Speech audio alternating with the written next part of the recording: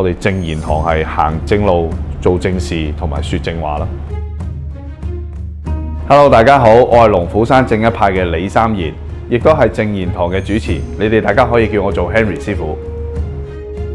真正入道嘅時候呢，就係因為我自己本身有啲個案需要揾師傅嘅求助，咁後尾我有個朋友就介紹咗我嗰位師傅俾我認識，咁最後係真係解決咗呢個事情，從而就開始接觸咗玄學呢一樣嘢。除咗我自己嘅親身經歷之外啦，我自己屋企人都有一啲親身經歷咧，令到我更加深信呢個道教呢個法科嘅一個派別。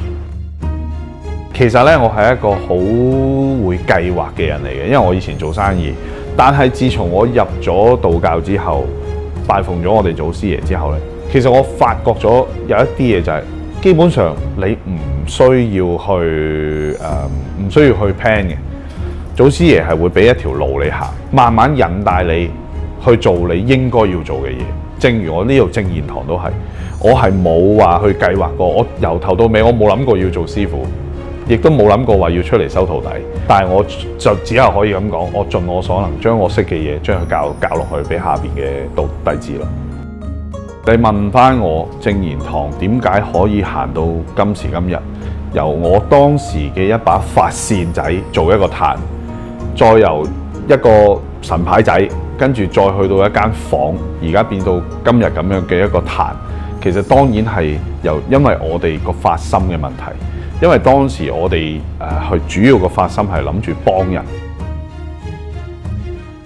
Hello， 大家好，我係證賢堂嘅李山元，我係師承龍虎山正一派嘅。喺我未加入叫做未正式做弟子之前咧，我自己都已經主修八字噶啦。但係去到後來咧，就我形容我當初唔係一個咁叫做咁完整或者咁好嘅人嘅。後尾就好有機會好有緣分底下啦，認識到我 Henry 師傅啦。點解我法號其實叫做山元呢？其實另一層意思就係同 Henry 師傅係好有緣分嘅。喺認識咗 Henry 師傅之後呢，我就發現，我嘅修為係有所提升，同埋呢，我學嘅嘢又多咗嘅。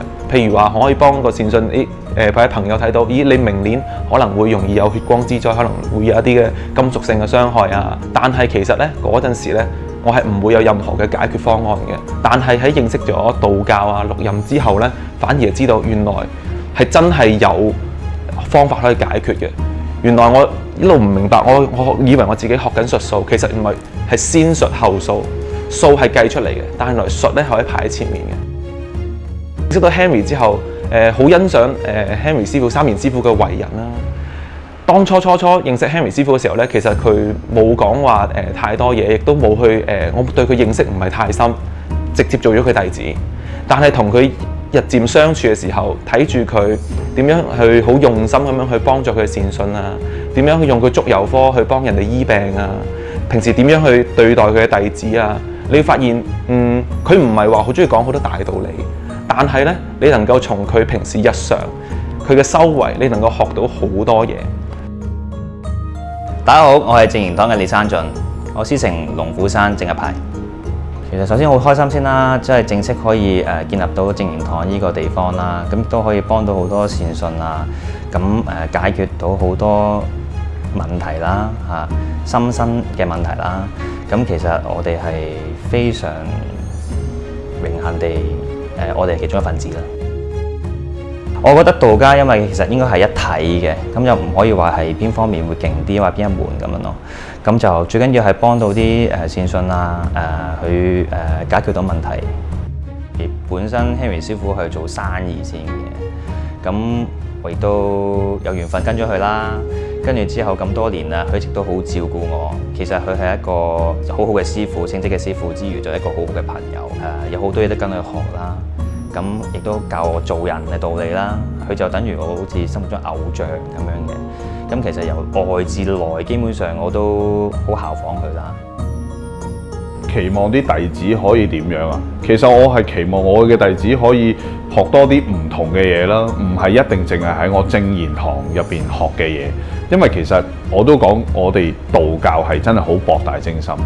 其實佢哋可以去出邊去接觸多啲唔同嘅派別啦，學多啲唔同嘅法門啦。第日佢可以擁有佢哋自己嘅道堂，咁從而就係由我哋正言堂一路分支落去，開枝散葉，咁我就最開心啦。